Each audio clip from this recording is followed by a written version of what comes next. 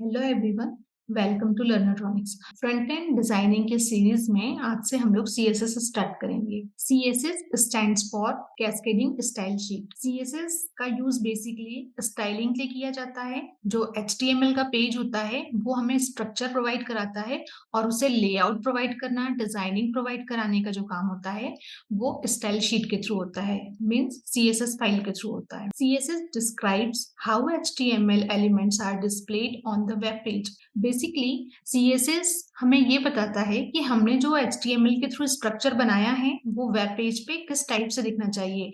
अगर हमने कोई बटन बनाई है, उसका प्लेसमेंट कहाँ होना चाहिए, उसका फोन साइज क्या होना चाहिए, उसका बैकग्राउंड क्या होना चाहिए, उसका कलर क्या होना चाहिए, ये सारी चीजें सीएसएस डिस्क्राइब करता है। The external CSS files extension is dot CSS. CSS को हम 3 टाइप से हमारे एचटीएमएल के पेज में एम्बेड कर सकते हैं: inline, internal and external. So inline और इंटरनल का जो एक्सटेंशन होगा वो तो डॉट एचटीएमएल ही होगा, एचटीएमएल के फाइल में ही उसे एम्बेड किया जाता है। बट एक्सटर्नली जो हम सीएसएस की फाइल बनाते हैं उसका एक्सटेंशन डॉट सीएसएस होना चाहिए। एक एग्जाम्पल के थ्रू हम लोग सीएसएस को और अच्छे तरीके से समझते हैं कि अगर हम लोगों को एक कार का मॉडल बनाना है तो उसका जो भी स्ट्रक्चरिंग पार्ट होगा वो एचटीएमएल के थ्रू कंप्लीट होगा। बट वो जो स्ट्रक्चरिंग पार्ट होगा वो एक तो इनकम्प्लीट होगा और अट्रैक्टिव भी नहीं होगा। उसे डिजाइनिंग और डेकोरेशन प्रोवाइड करने के लिए हम लोग सीएसएस का यूज करेंगे। जैसा एक एग्जाम्पल में दिख रहा है कि ये एक बेसिक स्ट्रक्चर है जो सारी कार्स के लिए सेम होगा, बट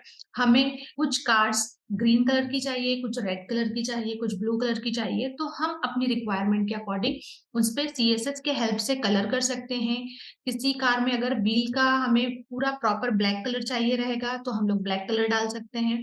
तो बेसिकली जो डिजाइनिंग है वो सीएसएस प्रोवाइड कराता है। एक और एग्जाम्पल समझते हैं हम लोग। बिल्कुल बेसिक एग्जाम्पल है कि जो ह्यूमन बॉडी होती है उसका अगर इंटरनल स्ट्रक्चर देखिए, जो बोन से मिलकर बना होता है, वो स्ट्रक्चर अगर हम लोग देखते हैं वो बिल्कुल एक रॉ फॉर्म में दिखता है, काफी वो अट्रैक्टिव नहीं होता है। अगर इंटरनली हम लोग देखें तो वो खूबसूरत नहीं होता है, हम लोग ये बोल सकते हैं। बट अगर उसी को हम लोग एचटीएमएल प्लस सीएसएस में अगर आके देखते हैं तो हमारी जो स्किन उस बोन पे आई हुई है, स्किन का कलर है, अगर हमारे हेयर्स हैं तो हेयर्स का कलर है, और हमारा जो पूरा स्किन टोन बना हुआ है उसके ऊपर हमने क्लोथ्स भी इस स्ट्रक्चर को डाला हुआ है, तो इससे क्या है, इसकी अट्रैक्टिवनेस बढ़ रही है। तो इसी टाइप से हमारा जो वेब पेज होता है उसे थोड़ा अट्रैक्टिव बनाने के लिए, उसे खूबसूरत बनाने के लिए सीएसएस का यूज किया जाता है। एक और एग्जाम्पल से हम लोग समझने की कोशिश करते हैं। अगर हम लोग एक बिल्डिंग बनाना चाहते हैं तो बिल्डिंग का जो स्ट्रक्चर होगा, जो कि ईंट, सीमेंट और रेत से मिलकर बना होगा, वो बिल्कुल बेसिक रहेगा, उसमें कुछ भी अट्रैक्शन नहीं होगा। वो एक स्ट्रक्चर बना देगा कि बिल्डिंग में कितने फ्लोर्स होने चाहिए, कितने रूम्स होने चाहिए, और पिलर्स क्या होना चाहिए, उसमें अगर बैल्कनी है तो बैल्कनी कितनी होनी चाहिए, ये सारा एचटीएमएल डिसाइड कर देगा। बट उसके ऊपर फिनिशिंग का काम, वॉल पे कलरिंग का काम, वहां पे स्विच बटन्स होंगे, फैंस होंगे, वो कहाँ पे प्लेस होने चाहिए, ये सारा काम सीएसएस बताएगा। मेनली सीएसएस का काम सिर्फ डेकोरेशन प्रोवाइड कराना होता है हमारे एचटीएमएल पेज को। प्रैक्टिकली एक एग्जांपल के थ्रू हम समझते हैं कि सीएसएस वर्क कैसे करता है और सीएसएस से हमारे वेब पेज पर क्या इम्पैक्ट होता है। तो ये माइक्रोसॉफ्ट की वेबसाइट है। अगर आप इस वेबसाइट में देखेंगे तो सारे एलिमेंट एक प्रॉपरली अपने अपने प्लेसेस पे प्लेस्ड है। हमारा जो वेब पेज है वो प्रॉपरली अपना पूरा एरिया कवर कर रहा है विद द एचटीएमएल एलिमेंट्स। अब इस वेब पेज पर अगर हम लोग देखते हैं, ये इमेज लगी हुई है, ये एचटीएमएल एलिमेंट है, बट ये इमेज राइट साइड में प्लेस्ड है, ये सीएसएस के थ्रू हो रहा है।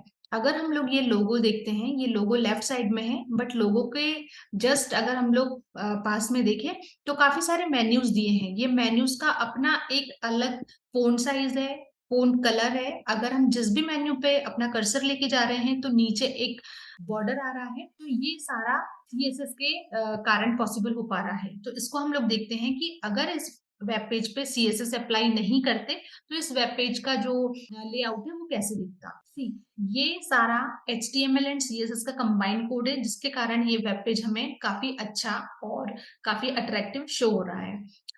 अब जितने भी CSS की फाइल्स होती हैं वो सारी हेड सेक्शन में होती है। हम लोग देखते हैं हेड सेक्शन में, इस हेड सेक्शन में जहां भी हमको स्टाइल टैग दिखेगा उसे हम लोग टेम्परेरी ब्लॉक कर देंगे या टेम्परेरी उसे हम लोग डिलीट कर देंगे।